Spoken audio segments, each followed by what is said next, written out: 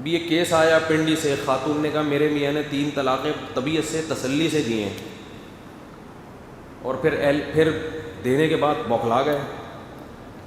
اگلے دن دماغ سیٹ ہوا تو اہل حدیث سے فتویٰ لے آئے کہ 1 ہوتی ہے۔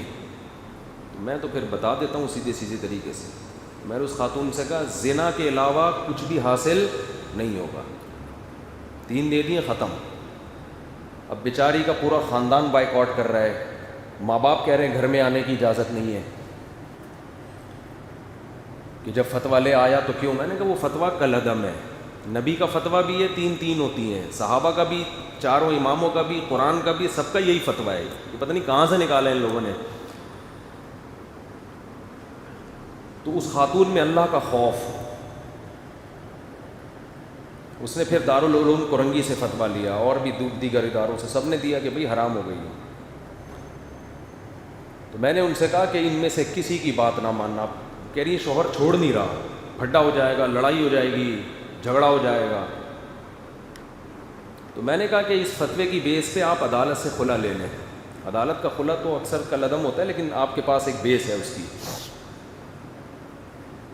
اور پھر بھی اگر گھر والے آپ کو مار پیٹ کے وہاں بھیج رہے ہیں شوہر کے پاس، اور شوہر بھی نہیں چھوڑ رہا، تو کسی NGO سے رابطہ کریں، وہاں چلی جائیں۔ زنا سے بچنے کے لیے جو کچھ ممکن ہو وہ بولو فرض ہے۔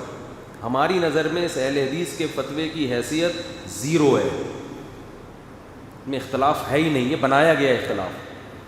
اہل حدیث حضرات کو یہ بات سن کے بہت تکلیف ہوتی ہے، بہت غصہ کرتے ہیں، تو آ جائیں بیٹھ کے بات کریں، میں اس پہ آپ سے بات کرنے کے لیے تیار ہوں۔ لیکن کوئی بڑا عالم آئے ان کا، تو کچھ بھی نہیں ہے، ایسا ہی ہے۔ تو کل پھر اس خاتون کا فون آیا کہ میں نے بڑی ہمت کی ہے، حالانکہ وہ خود بھی شوہر کے ساتھ رہنا چاہتی ہے، اس کو شوہر سے نفرت نہیں ہے، لیکن شریعت کی حدود۔ حضرت خولہ بنت ثعلبہ رضی اللہ تعالی عنہا 28ویں پارے کی پہلی آیتیں، ان کے شوہر نے کہہ دیا تھا کہ انت علیہ کظہر امی۔ عرب سمجھتے تھے کہ ان الفاظ سے طلاق ہو جاتی ہے۔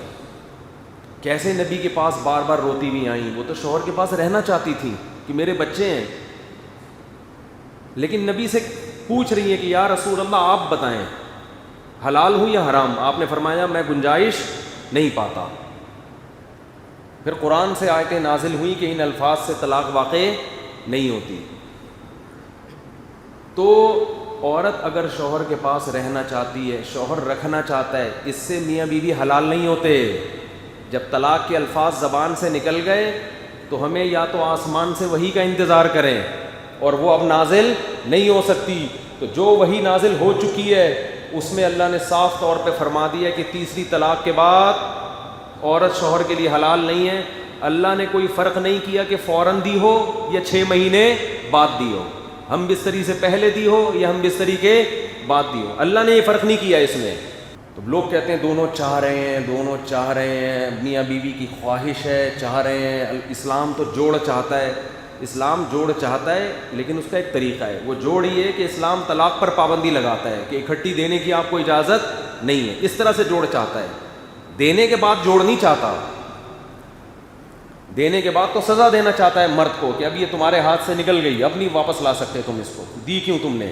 یہ طلاقوں کا بہت زیادہ ریشو بڑھ رہا ہے، اور جا کے فوراً فتویٰ اٹھا کے لے آتے ہیں، اس کی کوئی ویلیو نہیں ہے۔ فتوے دینے والے مارکیٹ میں آپ کو ہر قسم کے مولوی مل جائیں گے، ہر آدمی نے قرآن و سنت ہی کا لیبل لگایا ہوا ہے، اور جب وہ تحریر آتی ہے آپ کے سامنے، آپ سمجھتے ہو کیا دلائل ہیں، وہ آپ کو دلائل اس لیے لگ رہے ہوتے ہیں کہ آپ خود اس علم میں 0 ہو، اس لیے آپ کو دلائل لگ رہے ہوتے ہیں۔ جیسے کرونا کی تحقیقات عام آدمی کو لگتا ہے بڑی زبردست تحقیقات ہیں، ڈاکٹر سے پوچھو وہ کہے گا یہ پھینک رہا ہے بہت بڑی ٹھیک ہے نا، اس کی کوئی حیثیت نہیں ہے، وہ عام آدمی کو لگ رہا ہوتا ہے۔